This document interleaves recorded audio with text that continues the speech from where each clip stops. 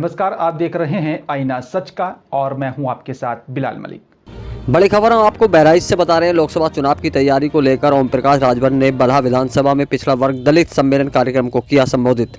सम्मेलन में समाजवादी पार्टी व कांग्रेस पर सुहेलदेव समाज पार्टी के राष्ट्रीय अध्यक्ष ओम प्रकाश राजभर ने जमकर निशाना साधा और उन्होंने बेरोजगारी भत्ता और आरक्षण जैसे मुद्दों की सदन में आवाज उठाने की बात कही। सुहेलदेव पार्टी के राष्ट्रीय अध्यक्ष ओपी राजभर से जब समाजवादी पार्टी से गठबंधन टूटने की जानकारी ली गई ताकि सीट को लेकर जवाब दिया। इससे साफ होता है कि सीटों के बंटवारे को लेकर समाजवादी पार्टी का गठबंधन टूटा है, क्योंकि पहले बल्हा विधानसभा की सीट सुहेलदेव समाज पार्टी के प्रत्याशी को टिकट दे दिया गया था।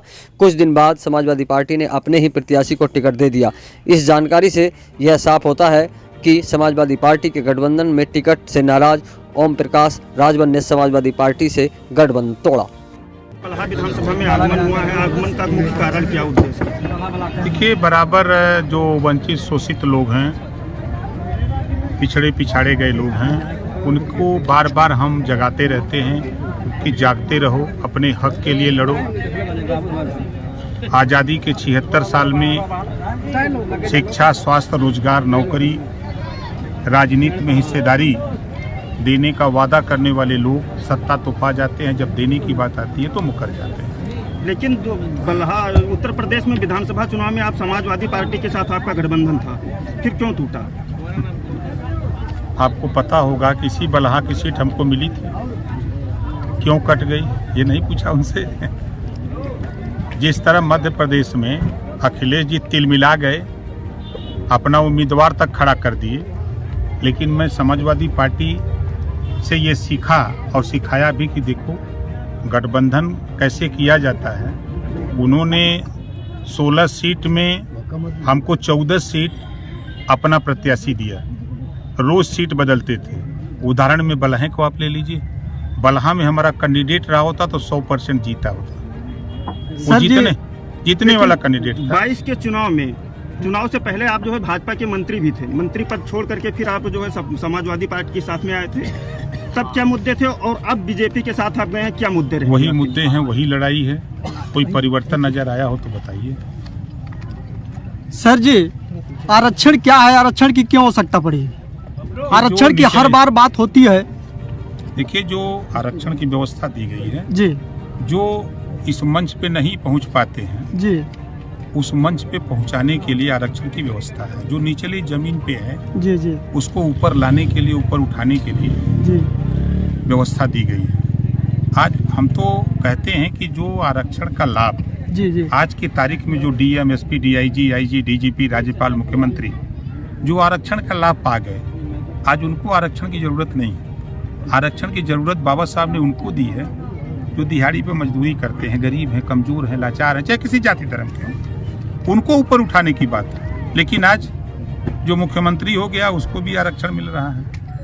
आज युवक जो कि बेरोजगार हैं, इस समस्या पे क्या आपकी राय रहेगी? देखिए, हमारा अपना मानना है कि कक्षा 4 से रोजगार परक शिक्षा, कलम बनाना, घड़ी, रेडियो, ट्रांजिस्टर, मोटरसाइकिल, पंखा, लैपटॉप, इस तरह 100 विषय बने और कक्षा 4 से एक विषय पढ़ना अनिवार्य कर दिया जाए। हमारा मानना है, हमारी पार्टी का मानना है, हमारे लोगों का मानना है कि हाई स्कूल, इंटर, बीए जाते जाते जब बच्चा स्कूल छोड़ेगा तो एक उसके हाथ में हुनर होगा। जैसे उदाहरण के तौर पर देखिए, जो पुश्तैनी जातियों का कारोबार है जी, अगर विश्वकर्मा की बात करिए तो विश्वकर्मा का बेटा जब कुछ नहीं लौटता है तो हंसुआ, वो बसुला और रुखान उठा लेता है, अपना कारोबार करता है, क्योंकि उसके हाथ में हुनर होता है। उसी तरह प्रजापति का बेटा जब नहीं कुछ मिलता है तो फिर वो मिट्टी का बर्तन बनाने लगता है। तो जो आज का नौजवान पढ़ लिख रहा है, अगर उसके हाथ में हुनर होती है, जैसे आज हम करें मोटरसाइकिल बनाना, किसी नौजवान को सिखाया जाए, 3 साल, 4 साल, 5 साल उसको रिहर्सल कराया जाए, वो स्कूल छोड़े, आप बेरोजगार रहेगा कहाँ? कहीं भी बोरा बिछा करके 1000 का रेंज खोल के आप ही की गाड़ी बना करके आपसे 500 रुपया कमा सकता है। ये मेरा अपना, हमारी पार्टी का बेरोजगारी दूर करने का सबसे बड़ा साधन हम मानते हैं। घोसी चुनाव में आप भाजपा के साथ थे और लंबी हार हुई है, उसको लेकर के आप क्या कहेंगे? देखिए, देश का चुनाव देश के लिए होता है, प्रदेश का चुनाव प्रदेश के लिए होता है।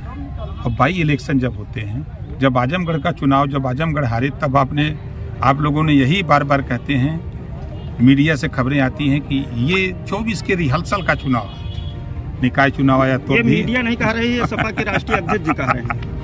तो फिर आजमगढ़ वाला नहीं बताए, रामपुर वाला नहीं बताए कि ये चुनाव रिहर्सल था, बिल्कुल बताना चाहिए था। लेकिन देखिए आजमगढ़ नहीं, चुनाव- देखिए घोसी के रामपुर सवाल, चुनाव पे उन्होंने भाजपा पे सीधे आरोप लगाया था। देखिए जब वो जीत जाते हैं तब ईवीएम बहुत सही है। जब वो मैनपुरी जीते ईवीएम सही था, घोसी जीते ईवीएम बहुत सही था। 80 लोकसभा सीटें हैं यूपी में, 80 हारेंगे तब यही कहेंगे कि ईवीएम खराब है। सर जी एक सवाल, एक मेरा प्रश्न, एक प्रश्न। स्वामी प्रसाद मौर्य जी के द्वारा जी हमेशा उलूल बातें की जाती हैं, जिस विषय पे सर आप क्या कहना चाहेंगे? उनको भारतीय जनता पार्टी में इसलिए भेजा गया है कि जब तक समाजवादी पार्टी रसातल में न चल जाए तब तक वहीं पड़े रहो। सर जी